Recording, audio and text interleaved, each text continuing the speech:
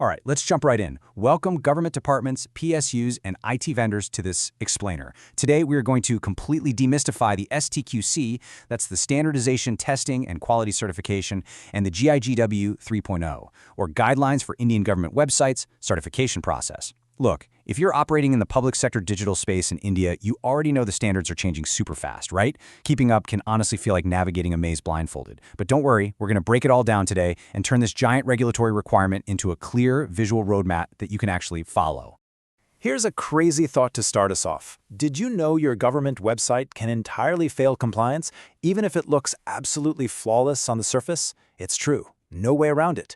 You could have this beautiful user interface, lightning-fast loading times, gorgeous graphics, but GIGW 3.0 compliance? It goes way, way deeper than just the shiny exterior. It's really about the underlying architecture, the security, and true ground-level accessibility.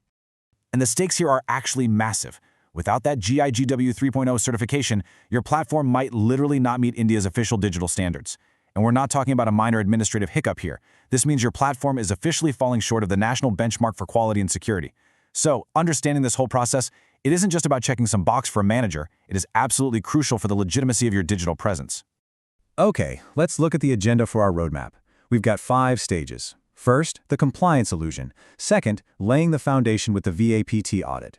Third, assessment and gap analysis. Fourth, implementation and validation. And fifth, achieving STQC certification. Let's get to it. Starting right off with Section 1, the compliance illusion. Because to move forward, we really need to look past the surface level of your digital platforms. To get past that illusion, you need a system. Here is the entire process framed as a clear 6-step roadmap. We start with the CERT-In VAPT, which is the Indian Computer Emergency Response Team's security audits. Then we move through the initial assessment and gap analysis, into implementation, followed by reassessment, and ultimately hitting our goal, STQC certification. By visualizing it like this, it takes a daunting bureaucratic mountain and turns it into a totally manageable step-by-step journey. You know exactly where you are and exactly what's coming next. Moving on to Section 2, Foundation, the VAPT audit. This is the mandatory bedrock for the whole journey. So before absolutely anything else happens, your website must pass a certain VAPT audit. VAPT stands for Vulnerability Assessment and Penetration Testing. Try to think of this not as a frustrating hurdle, but as the essential security toll booth your platform has to pass through. This evaluation ensures your platform is fundamentally secure and actually ready for the broader compliance check. I mean, if your house isn't secure and the doors are wide open, there's no point in inspecting the plumbing, right? This step proves your infrastructure is solid. Now, Section 3, assessment and gap analysis. This is where it gets interesting, because we finally get to pop the hood and look inside. 20. Keep that number in mind. 20 days is typically how long the initial assessment phase takes. And actually, scratch the idea of a quick software scan. This is a deep, manual, comprehensive review of your digital presence by real experts. So it takes a bit of time. So what are they doing for those 20 days? They're hammering 4 specific pillars: structure, accessibility, content, and security.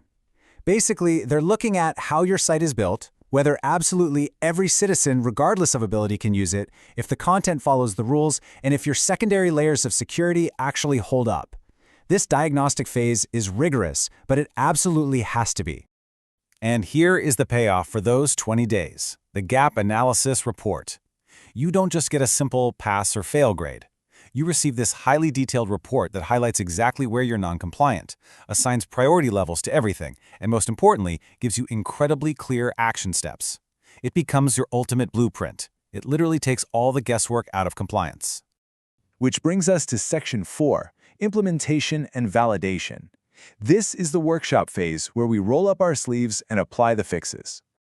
Taking that exact blueprint from your gap analysis, you now have your action items. You'll dive in and fix those accessibility snags, like making sure screen readers work perfectly. You'll smooth out the overall user experience, or UX. You'll patch up any lingering security vulnerabilities, and you'll align all your content directly with those GIGW standards. This is where your development and content teams do the real heavy lifting. But wait, you don't just push a fix and cross your fingers. Step 5 is all about validation.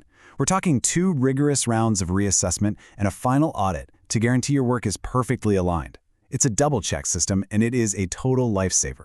It saves you from the massive headache of submitting a flawed platform and having to start the entire bureaucratic process all over again. Finally, we reach Section 5, Achieving STQC Certification, the finish line where all that hard work pays off. Step 6 is the big moment. Your fully audited, perfectly implemented, and doubly validated website is officially submitted to STQC and MeitY, the Ministry of Electronics and Information Technology. Because you followed the roadmap step by step, this part is a smooth transition, not a nerve-wracking gamble. Once you're approved, you get that coveted CQW or Certified Quality Website certification. So, the golden question: how long does all of this take? Generally, about 2 to 2.5 months. That's the typical time frame from the start of the VAPT to holding the final certification. But, keep in mind, this timeline depends entirely on you. How fast can your team implement those fixes during Step 4? The faster and more efficiently you move on that blueprint, the closer you get to that 2-month mark. Look, it is incredibly easy to get bogged down in the technical steps, the audits, the acronyms, all of it. But let's anchor back to the ultimate why here. GIGW compliance isn't just a bureaucratic requirement. It's about building secure, accessible digital platforms for every single citizen. We are doing this so that whether someone is in a major metro or a remote village, regardless of their physical abilities, they have reliable access to their government's digital services. It's a huge mission, but you definitely don't have to navigate the maze alone. If you need some expert guidance to speed up the journey, reach out to Lumiverse Solutions today. They can help you turn that compliance illusion into a certified reality. So, I'll leave you with this final thought. Is your platform truly serving every citizen today, or is it just looking good on the surface? Think about that as you plan your roadmap. Thanks for joining me on this explainer, and keep building better platforms.